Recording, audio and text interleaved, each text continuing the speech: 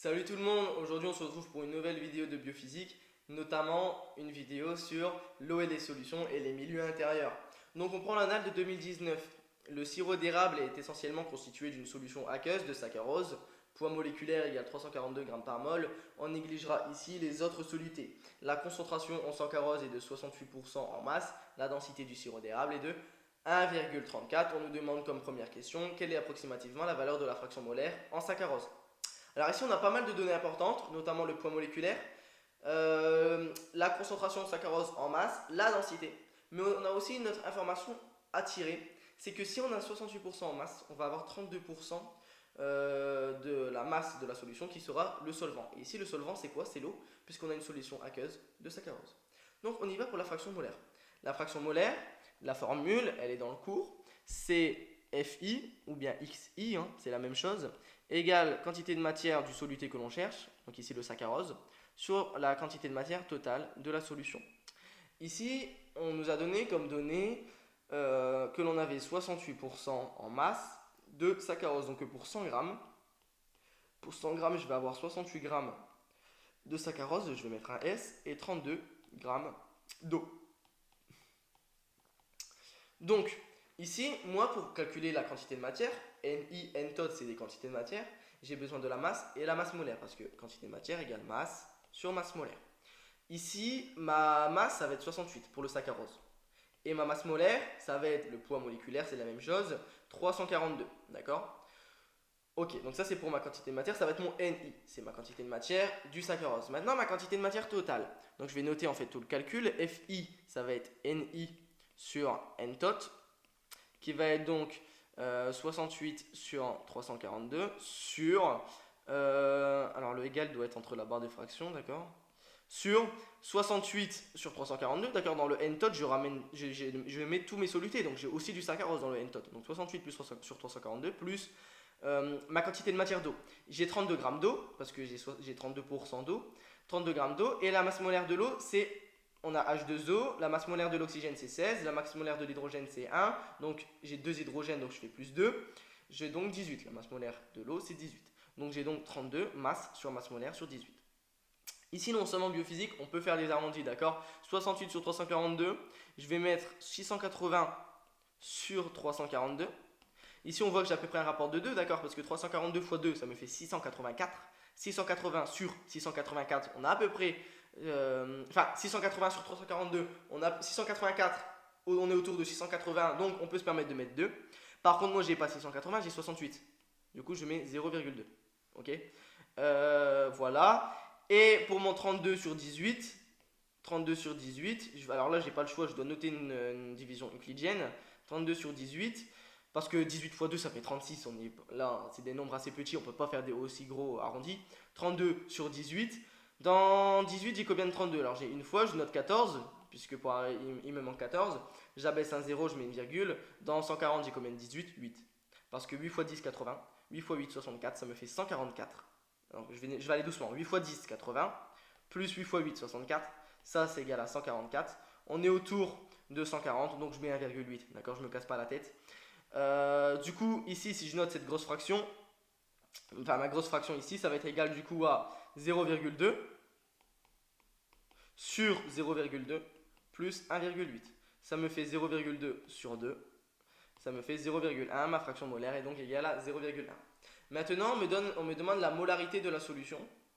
Alors, molarité, c'est un autre terme pour dire concentration molaire. Hein, c'est la concentration que vous connaissez depuis le lycée, quantité de matière sur le volume. Ici, on nous a donné comme donnée la densité. Densité, c'est 1,34. La densité, on sait qu'elle est égale à la masse volumique, mais la densité est sans unité. Alors que la masse volumique, elle a une unité. Pro égale 1,34, du coup, grammes par millilitre, ça c'est les unités du système international, sur, ou, pardon, 1, alors ça ne veut pas écrire, 1,34 kg par litre, c'est la même chose.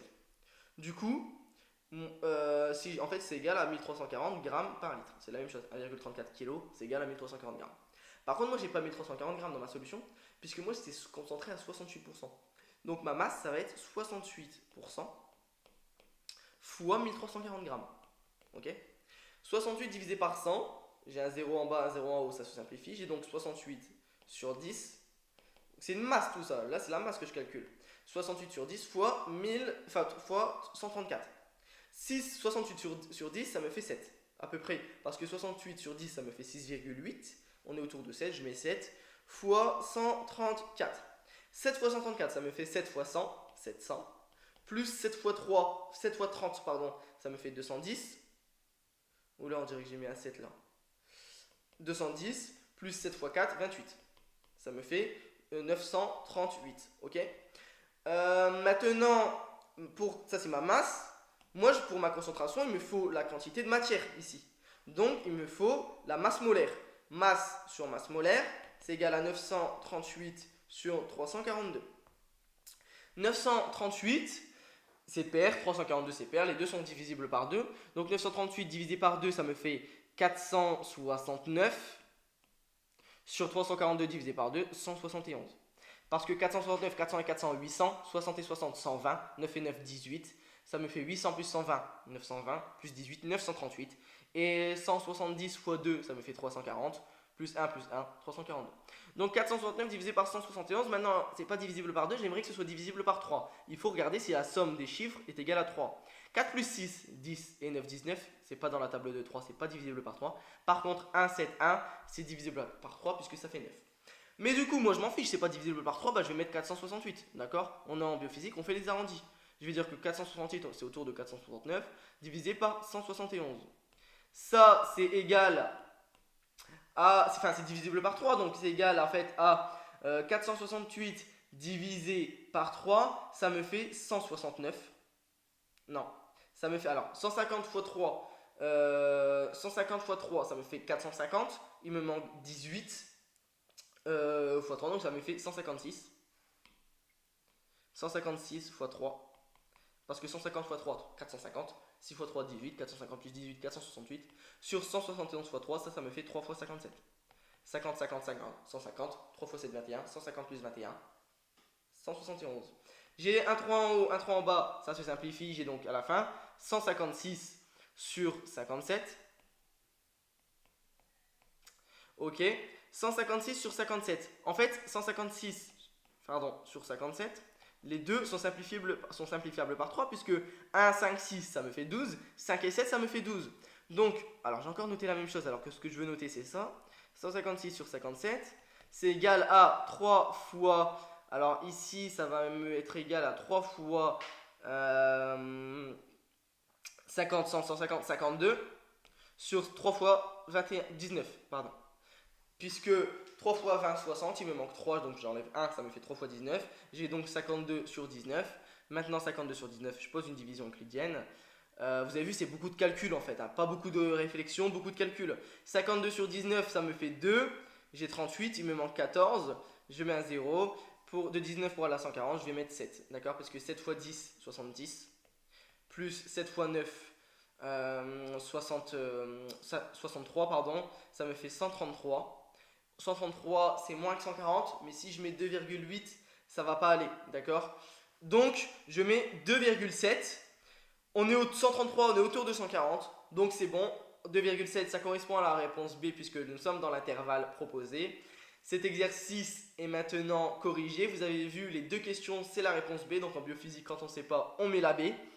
Voilà, il faut savoir que je propose aussi des cours particuliers en chimie et en biophysique, donc si vous en avez besoin, n'hésitez pas à me contacter. Voilà, cette vidéo est maintenant terminée, je vous souhaite bon courage et n'hésitez pas à mettre dans les commentaires si vous avez des questions.